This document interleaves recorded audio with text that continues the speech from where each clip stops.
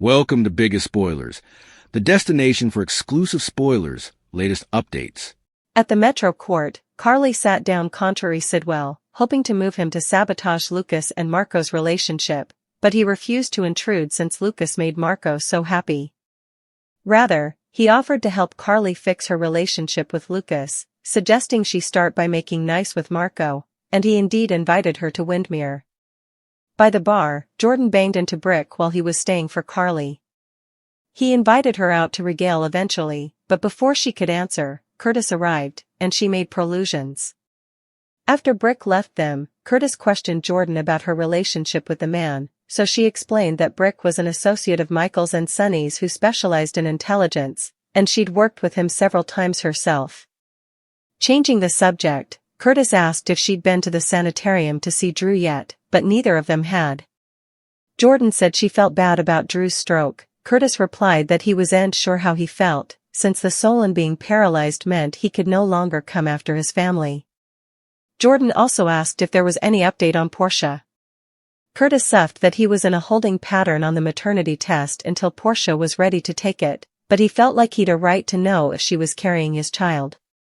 When Jordan responded that either way, it would affect his future, Curtis clarified that it would impact their future, also reached for her hand across the table. As Carly caught up with Brick at the table in the hallway, he asked her what she'd been speaking with Sidwell about. Explaining that her family was dating Sidwell's son, Carly stressed that Lucas was in peril by living at Windermere with Sidwell, and it had led to a huge argument between them. When Brick questioned how her fears connected to her discussion with Sidwell, Carly commended that she'd allowed about asking Sidwell for help breaking up Lucas and Marco.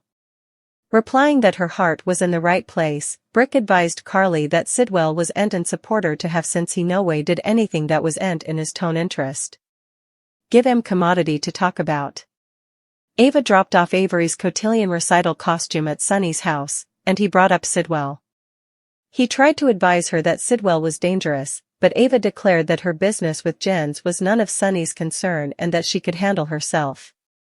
Joining Sidwell at his table at the Metro Court, Ava vented that she was late because Sunny had wanted to sputter when she dropped commodity off at his house for their son. Noticing how urgently Ava ordered a martini from the garçon, Sidwell reflected that her discussion with Sunny must have been a lot, and she revealed that he'd been what they were speaking about. Ava advised Jens to watch his reverse around Sunny, and he apologized for Sunny taking out his frustrations with him on her. Hoping their fellowship could continue, Jens said he understood if she demanded to step back for Avery's sake, but Ava refused to give Sunny that satisfaction. Although she valued him as a customer, Ava understood if he wanted to work with another gallery. Felicitating her for being fascinating, shrewd, and beautiful, Jens said that he appreciated that she didn't dread fluently, considering the rumors floating around about him. When Ava responded that there were rumors about her, too, Jens assured her that he didn't watch what other people allowed and formed his own opinions. Also, when Ava bothered that Carly was skulking around and had reported their meeting back to Sunny, Jens invited her back to Windermere. "I suppose that's a fabulous idea," she raved with a kittenish smile. "And it'll give Sunny commodity to really be angry about." While they awaited for the launch, Ava told Jens that as important as she liked the idea of Carly reporting back to Sunny that they'd left the Metro Court together, she didn't want to be the cause of gratuitous disunion between him and Sunny. Assuring her not to worry, Jens said he'd a proven record of handling Sunny Corinthos. Public spectacle. The day after Britt ditched Jason, he tracked her down at GH to talk. Fighting Lucas into their discussion as a substantiation in case she demanded to file a restraining order, Britt denounced Jason as being bad for her and claimed she no longer demanded saving. Yelling that if he ever admired her, he'd leave her alone, Britt stalked off, leaving Jason to apologize to a stupefied Lucas for getting dragged into their mess. Around the corner, Britt broke down in gashes over being forced to break effects off with Jason. Following his veritably public bifurcation with Britt, Jason headed to Sunny's house. Sunny participated how he'd planted some useful seeds against Sidwell while Ava was there before, and since both Avery's mama and Lucy Coe were fighting over the man, they had an advantage with Sidwell being detracted. Jason wondered how long Sunny was going to let Sidwell continue to blackmail him, and Sonny groused that he'd take the man out right now if Laura were also involved. Also, Sonny asked if Britt had said anything about Sidwell, so Jason explained that Britt had ended effects with him because of his fellowship with Carly, filling Sonny in on what happened at Bobby's. Jason noted that Carly felt Britt offered the fight, and he'd figured it was for his benefit. Ever since he'd set up her at the Five Poppies, Jason noted, Britt had been pushing him away any time she got close to passing in him. Suspecting that she'd faked the fight to end effects between them, Jason added that he'd gone to GH to see how she replied, and she'd hovered him with a restraining order. The men agreed that Commodity had scarified Britt and bandied what they knew about her part in Sidwell's design. Demanding answers, Jason decided to put her under surveillance, but Sonny advised him to be careful since Sidwell presumably had eyes on Jason as well. Target practice. While his pater was on the landmass, Marco called WSB Director Cullum to Ladle Island to bandy Sonny Corinthos. Marco explained that his father had influence over Sonny and been using it to achieve his own pretensions, but he felt it was too parlous to leave the toughie. When Cullum asked if it had anything to do with redressing his mama's death, Marco conceded that he'd enjoy seeing Sonny suffer for what he'd done to Natalia, but the trouble to their business was greater next. Marco participated that indeed though Sonny had been to Jens's peers, the crime master had a hold on the harborage. Marco theorized that Sonny was using Sidwell's complacency to plot his retribution, and it was parlous to have their design directly across the harbor from the one man who could shut it down. Publicizing that blackmail wouldn't be enough to neutralize Corinthos, Marco proposed that Cullum take Sonny out of the equation. Spy games. On Pier 55, Jocelyn told Jack that she'd gone to Windmere with Lucas, and while her master was angry that she'd defied his orders, Joss claimed that she'd been fine because Pascal was out of the county. Also she reported Marco's unusual response to Lucas wanting to explore the vault and suggested that whatever Sidwell was hiding on Ladle Island was down in the coverts. As they rehashed Faison's history in Port Charles at Windmere, Jack agreed that the miscreant's associates might have been conducting his final design on the islet. Since Ladle Island was known for losing power during storms, and a blizzard was about to hit Port Charles, Joss figured she'd have the perfect occasion to search the castle if all its occupants returned to the landmass to stay out the storm. Insisting that it was too parlous for Joss to search the islet herself, Jack wanted to stay until he could assemble a platoon, egging Joss to roar that the real reason was that he didn't want to risk his gal's son. Also, Jack's phone resounded with a textbook from Cullum, who was on his way, so he ordered Jocelyn to take off before the director got there and stay down from Ladle Island. Jocelyn overheard as Jack met with Cullum, who demanded to know how Sonny regarded into Sidwell's operation in Port Charles. Cullum allowed. It was odd that Corinthos, who controlled the eastern seaport, willingly gave up his transport mecca to Sidwell. Averring that there was nothing but bad blood between the men, Jack noted that Sonny criticized Sidwell for the fire at Charlie's Cantina, and there hadn't been anything on the WSB radar since. Cullum allowed. That alone was suspicious, but Jack replied that the pier's purchase sounded legal and didn't suppose Sonny knew anything about Sidwell's operations. Jocelyn took note as Cullum indicted Jack of avoiding probing Corinthos because of his involvement with the man's ex-wife, and Jack claimed that the only reason he was dating Carly was to get information on Sonny. After he parted ways with Cullum, Marco called Britt and summoned her to Windmere. When she said she had cases she couldn't leave, he hovered to tell the WSB director that she was causing problems, so she reluctantly agreed to head to the islet. Going back to the Mecca, she asked Lucas to check on a case for her because she demanded to leave beforehand. In a moment of compassion for the woman he generally abominated, Lucas asked Britt if she was okay after her fight with Jason. Pretending she was fine, Britt inferred that she knew it was going to end poorly, so she couldn't let Jason drag her down, and Lucas agreed that occasionally you had to take care of yourself, no matter how important you loved the other person. Once Britt arrived at Windmere, Marco showed her the lab, but when they returned upstairs to the living room, Britt complained that it demanded the safety preventives she demanded to finish the cold emulsion design. When Marco indicted her of stalling, Britt cried that she just wanted to get her work over with. Just also, Lucas arrived home and was surprised to see Britt with Marco. Okay, so quaint me in, then. You want what over with what? Lucas asked. Back at the Metro Court, Carly soughed to Brick that she's felt a distance with her family recently, that she couldn't be voracious with the people she loved and vice versa. She apologized for venting, but Brick assured her that they were musketeers and she could talk to him anytime. He also offered his help if she ever demanded anything, but Carly declared that she knew what she had to do and had every intention of following through, and it had nothing to do with Jen Sidwell. When Jack approached the brace, the men made small talk before Brick said his goodbyes. Formerly alone with Carly, Jack jokingly asked if he should be bothered about Brick, and she laughed that flirting was what they did. When Jack replied that he was glad he didn't have to contend for her affection since having Carly by his side meant a lot to him, she flashed back to the discussion she'd eavesdropped between Jack and Britt about her work with Sidwell. Noticing Carly's far-out aspect, Jack asked what she was allowing about. Covering, she professed that she was glad to be the one uncomplicated part of his life. On his way out of the Metro Court, Brick got an unanticipated phone call.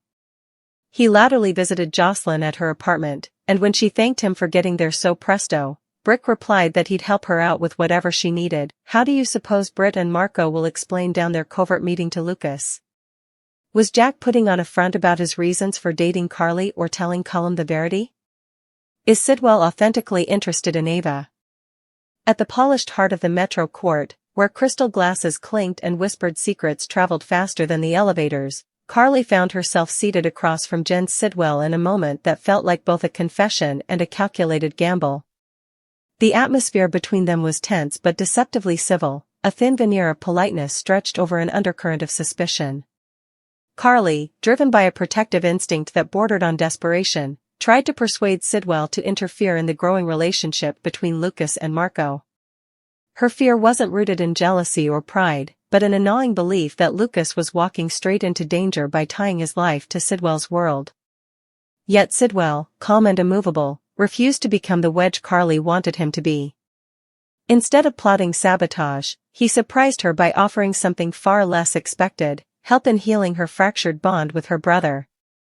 His advice was simple but pointed: start by treating Marco with kindness rather than hostility. He even extended an invitation to Windmere, a gesture that felt both generous and ominous, like an open door that might lead either to reconciliation or to ruin. Just a short distance away, near the bar where laughter tried and failed to drown out the hum of whispered deals, Jordan collided with Brick. He was waiting for Carly, but he didn't miss the opportunity to charm Jordan, casually suggesting they go out to dinner sometime. The invitation lingered in the air, unanswered, when Curtis arrived. Introductions were made, and Brick slipped away, leaving Curtis with questions that burned hotter than the polished lights above them. He asked Jordan who the man really was, and she explained Brick's role as an intelligence specialist tied to Michael and Sonny, a man who lived in the shadows of information and strategy, someone who thrived on knowing more than he revealed. Curtis shifted the conversation, his thoughts clearly elsewhere. He asked about Drew, about the stroke that had left the once powerful congressman confined and vulnerable. Jordan admitted she hadn't gone to see him, and Curtis confessed his feelings were tangled. On one hand, Drew's condition stirred sympathy. On the other, it offered a strange sense of relief, a powerful enemy who could no longer threaten his family. When the topic turned to Portia, Curtis's voice softened, weighed down by uncertainty. He was stuck in limbo, waiting for her to be ready for a paternity test that could change everything. He felt entitled to the truth, to know if the child she carried was his. Jordan reminded him that the outcome would shape his future, and Curtis corrected her gently but firmly: it would shape their future. In that quiet moment, he reached across the table, his hand finding hers, a silent promise that whatever came next, they would face it together. Elsewhere in the hotel, Carly caught up with Brick in a quieter hallway, the hum of distant conversations fading into a backdrop for a more personal exchange. Brick asked about her meeting with Sidwell, and Carly opened up, explaining her fears about Lucas living at Windmere under Sidwell's roof.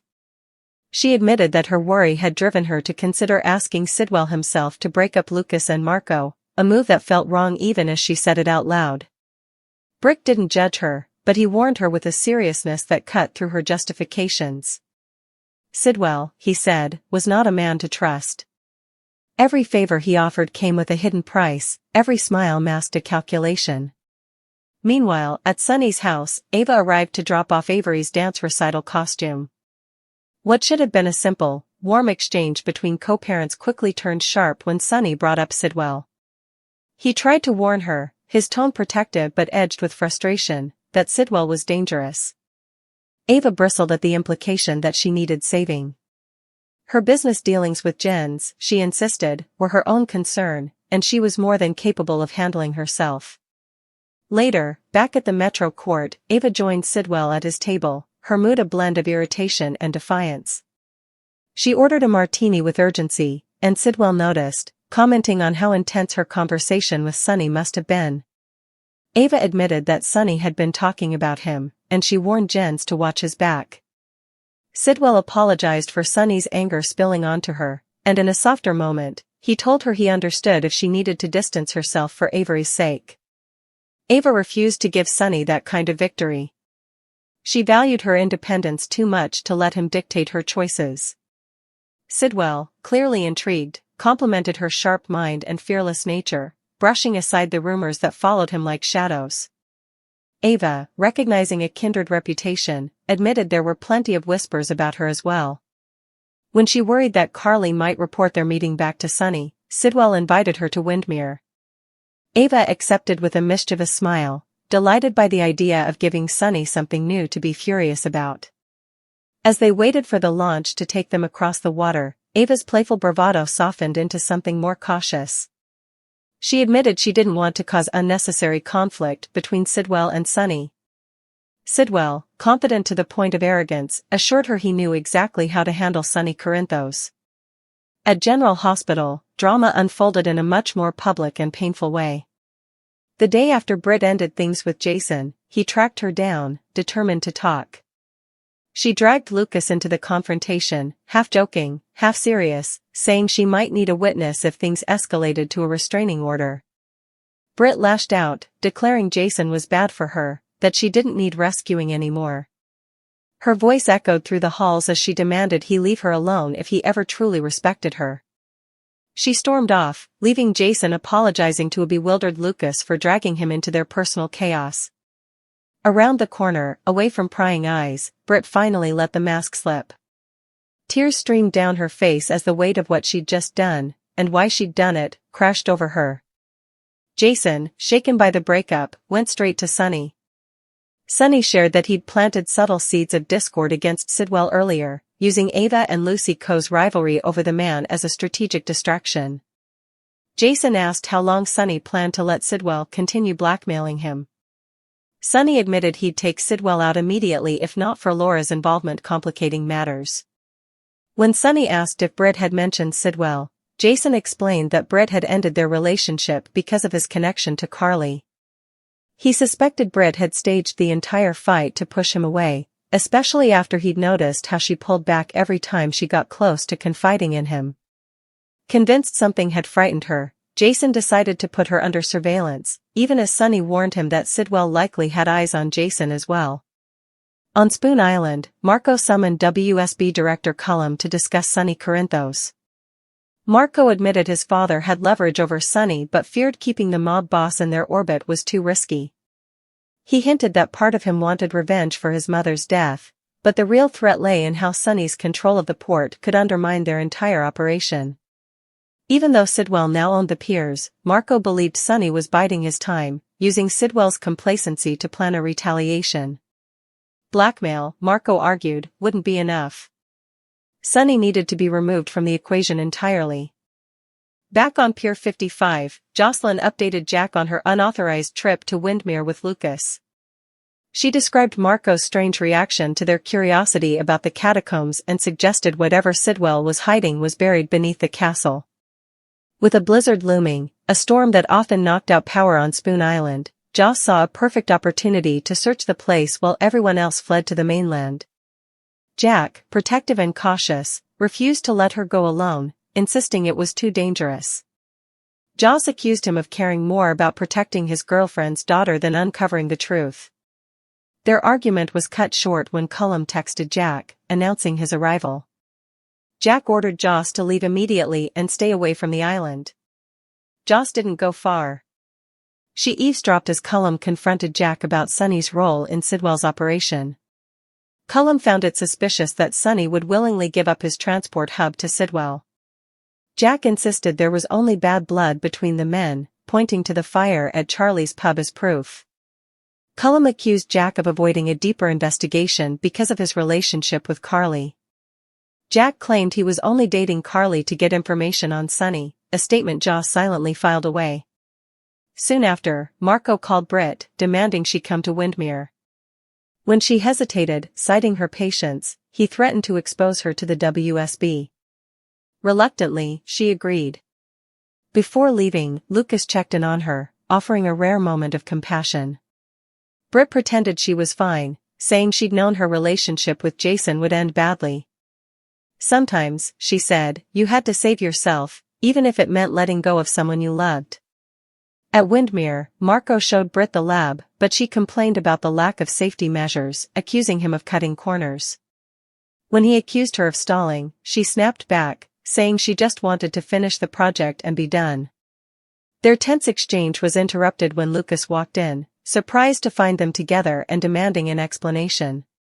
Back at the Metro Court, Carly confided in Brick about feeling distant from her family, about the weight of secrets and half-truths that kept her from being fully honest with the people she loved.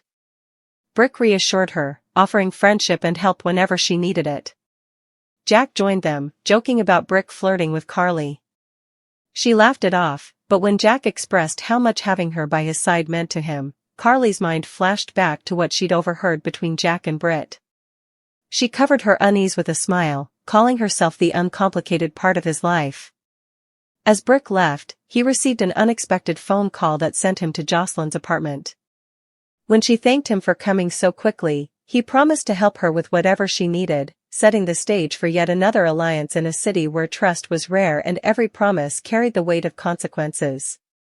And as the blizzard clouds gathered on the horizon, so did the storm of secrets, betrayals, and dangerous games, each character stepping closer to a reckoning that would test loyalties, ignite rivalries, and baptize them all in the cold, unforgiving truth.